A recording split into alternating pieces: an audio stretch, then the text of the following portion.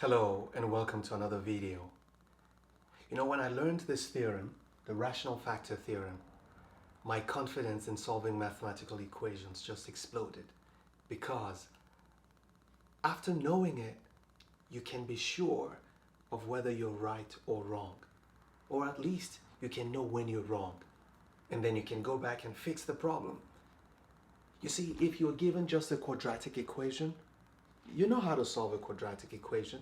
It's either you use the quadratic formula, or you use completing the squares, or you just factor it if it can be factored.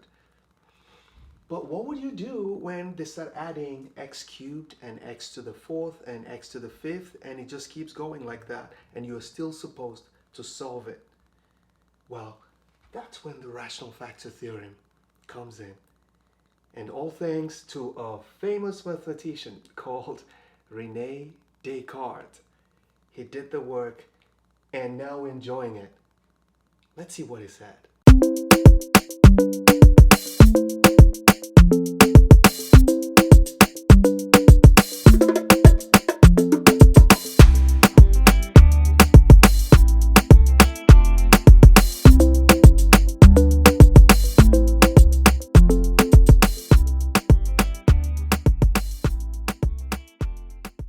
This is what he said. He said every time you have a polynomial like this, and you look at the very last term, which is a constant, and you look at the first term, the coefficient of the highest power of x there, in this case it will be 2. This is what René said. No, Descartes. René is his first name. Let's give him some respect. He said that the roots, the answers, the values of x that will make this equation equal to 0 must be one of the following: plus or minus, then we're going to make a fraction. We're going to write out all the factors of 6, that is every number that will divide 6. And I know them. I know they are 1, 2, 3, 6. And either of these numbers, or any of these numbers rather, will be divided by the factors of this term, which are 1 and 2. From what you can see, you can predict which of the options. Say it was a multiple choice problem, you can tell that cannot be the answer. No. So let's see this. So the rational factor theorem simply says, I'm just going to explain it. So just get this from this example. Look at the constant term at the end of the polynomial you're trying to solve, including quadratic equations, and then write out the factors, which are 1, 2, 3, 6. These are all numbers that will divide 6 without a remainder. And then you divide them by either 1 or 2. So the many options, we're going to have 12 options. Now 12 options will be plus or minus 1 over 1, which is 1. Another option we have will be plus or minus 1 over 2, plus or minus 1 over 2. So that's another candidate, okay? Another set will be is going to be plus or minus 2 over 1, which is going to be 2, or plus or minus 2 over 2. Well, 2 over 2 will be 1. We already wrote that, so that's no longer an option. Let's go to another one. It's going to be plus or minus 3 over 1, so it's going to be plus or minus 3 over 1, which is 3. I'm just going to write 3 this time. Where is my duster? Give me a second. I got my duster. Let's do it. Okay, so it's just going to be 3. Okay, and then you have plus or minus 3 over 2. So it's going to be plus or minus 3 over 2. That's the other option. Now we go to the last one. It's going to be plus or minus 6 over 1, which is 6, or plus or minus 6 over 2. Well, 6 over 2 is 3. We already have it. So you see the many options we have? Those are the possible answers. So your answers are plus 1 or minus 1, plus 2 or minus 2, plus 3 or minus 3, plus 1 half or negative 1 half, positive 3 over 2 or negative 3 over 2, positive 6 or negative 6. Any other answer that shows up, if it's a multiple choice question, no, it's not going to work. So you see now that if there's a fraction in the options, and any of the fractions has a denominator that is not 2, that just canceled it. You know that cannot be the answer. So how do we use this? And how does this help you to solve this? Okay, let's do it.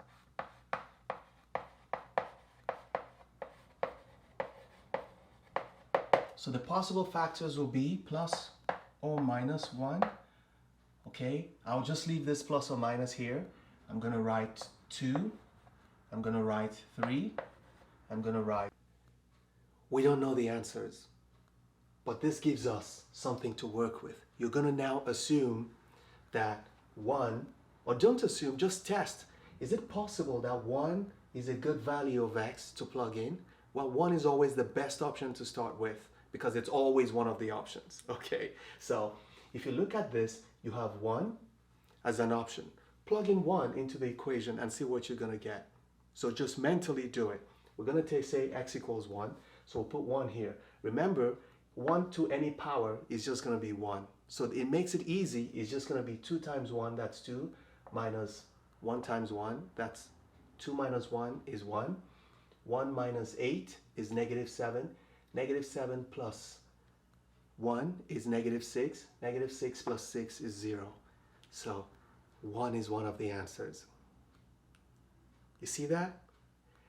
Some people will get very excited and just go ahead. Some people will try another number. Well, since you've started with 1, the best thing, if you're showing your work to your professor or your teacher, is to use that 1 you just found to go to the next step. Because you can actually guess all of these and know. So if you're just guessing, you can't show work. So because your teacher wants you to show work, it's better that once you find one number that divides it, you just go ahead and do the work. So this is what you're going to do. You're going to say testing x equals 1, which is what we did mentally. So now that you're sure that 1 is a factor, you're going to plug in this into a factor, into this equation and say 2 into 1 to the 4th minus 1 to the 3rd minus 8 into 1 to the 2nd plus 1 plus 6 equals 0. You're going to do all of these. Quickly show your work. That's 2 minus 1 minus 8 plus 1 plus 6 equals 0. 0 equals 0. So you say 1. So x equals 1 is a solution.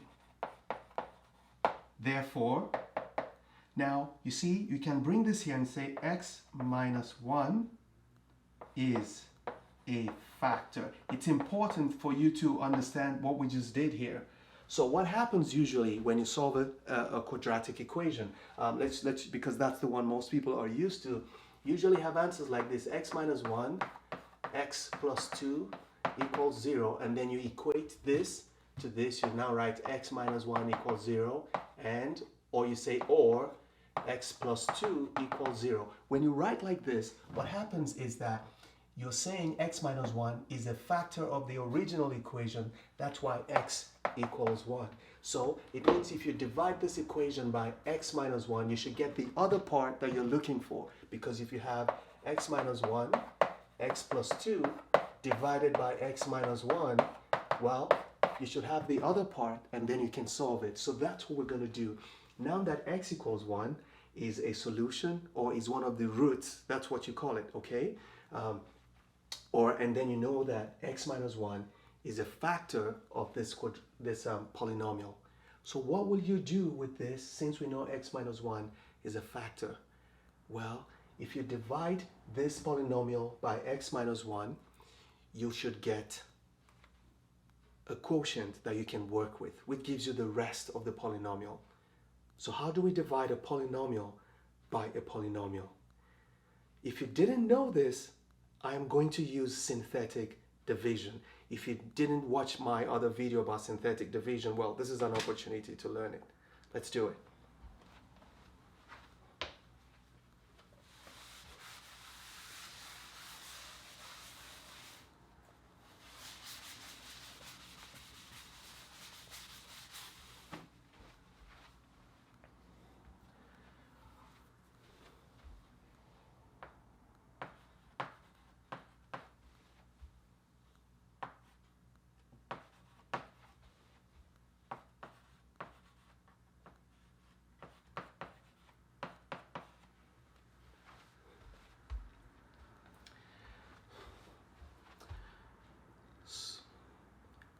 what we want to do now is divide this by this. There are two ways you can do that. It's either you use the long division of a polynomial by a polynomial. You know that thing, you do this, and then you write x minus 1 here, and then you put a line, and then you get your answers on top. Well, I don't want to do that when I have synthetic division. Synthetic division is beautiful, easy, and fast. Let me show you what to do. So instead of you putting x minus 1 here, you actually put x equals 1. That answer that we got, you just put 1. Okay? So what you do is, you don't need to write this. You just need to write the coefficients of each of the terms. Okay? All of the terms in order from 4, 3, 2, 1, then 0. If there's any term missing, represent the term with 0, but all of them have to show up. Okay? So what you do now is you're going to write 2, -1, -8, +1, and 6. And you're going to divide this by 1. Remember, our solution for the first one is x equals 1. Okay, that's the only number you need to write. And you create space, draw a line under all of them, and right here put a 0. Because why do we put a 0? Because by the time you divide this by this power x to the 4th will reduce to x to the 3rd, and there'll be no longer a term in x to the 4th. So you just put, that's a 0. So this is the setup for synthetic division. Remember to always start with 0. Okay? So the first thing you want to do is, we're always adding, we're never subtracting. Okay? You add 2, whatever term is here, 2 to 0, you get 2. 2 times 1 gives you 2. Now, -1 plus 2 gives you 1. 1 times 1 gives you 1. You write it here. -8 plus 1 is -7. -7 times 1 is -7. 1 plus -7 is -6. -6 times 1 gives you -6. 6 plus -6 gives you 0. That's what you always want. You want the last number to be 0, which means there is no remainder. That's the meaning of a 0. Now, if your answer is not a 0, then x minus 1 is not a factor. It does not divide it. Because remember, if a number is a factor of another number, it means it can divide it without a remainder. And that's what we just showed now, that x minus 1 is a factor of this polynomial, because after dividing synthetically, there is no remainder. If you use the long division method too, you find out that there's no remainder. So what's the next thing to do? We already have our answer. So this equation now can now be written as, so remember, we already got this factor, x minus 1, x equals 1. This equation that is left can now be, so the quotient is, you write these numbers out, 2. Remember, it was x to the 4th. Now it's going to be x to the 3rd, because we already took one of the x's out because we're divided by x minus 1. So it's going to be 2x to the 3rd, and then this would be plus x to the 2nd minus 7x minus 6. This is what is left for us to simplify again. Okay? So if you apply that theorem, it is still the same thing. Remember, it's these two numbers, 6 and 2, plus or minus. One of them will be the option. So we can try 1 again and see if 1 is going to work. Okay? And we could have tried another number from the beginning and then gotten 2 answers. But I just wanted to show synthetic division. That's why I decided to do this. Okay? So now that we've done this, let's try 1 again. Will 1 divide this? If you put 1 here, that's 2 plus 1, that's 3. 3 minus 7 is -4. -4 minus 6 is -10. No. So let's try -1. If you try -1, this would be, so let's try. Well, because I know -1 is going to work, let's just try -1. Okay, so so always try the smallest numbers. -1, 1, try 2, -2. Try 3, -3. If those don't work, then start going into the fractions and try the fractions, okay? Start from the smallest fraction that you can deal with, okay? So testing x equals -1. So we're going to test x equals -1. Okay, this implies 2 into -1 cubed plus -1 squared minus 7 into -1 minus 6. Let's see if it's going to give us 0. Okay, because if we get 0, then we're good. Okay, so this is going to be -1 cubed is -1 times 2, that's -2. -1 squared is +1, that's +1. -7 times 7 is going to be +7, and this is -2. So let's see, this, -6. My mind is going faster. So this is 8 minus 8, that's 0. So this actually gives us a 0. So testing x minus 1 actually gives us a 0. Whoa. It means that x minus x equals -1 is a solution or a root, or x plus 1 is a factor. So we can use x plus 1 again using synthetic division to divide this. Okay, let's quickly do synthetic division. I'm going to do it here. So I'm going to write x equals, that's -1 here. So, and write the coefficients, which will be 2, 1, -7, -6. 2, 1, -7, -6. So this is going to be 0. That's where we start all the time. Okay, always. Drop this, that's 2. 2 times -2 is -2. Add these together, you get -1. -1 times -1 gives you 1. -7 plus 1 is -6. -6 times -1 is +6. And if you add these two together, you get 0. So now it is also true. We checked it, and now we're also using it. So why, since we know it divides it, why are we then doing this?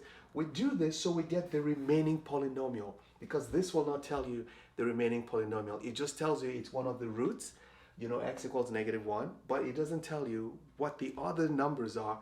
But now we have a quadratic equation, because this now implies the quotient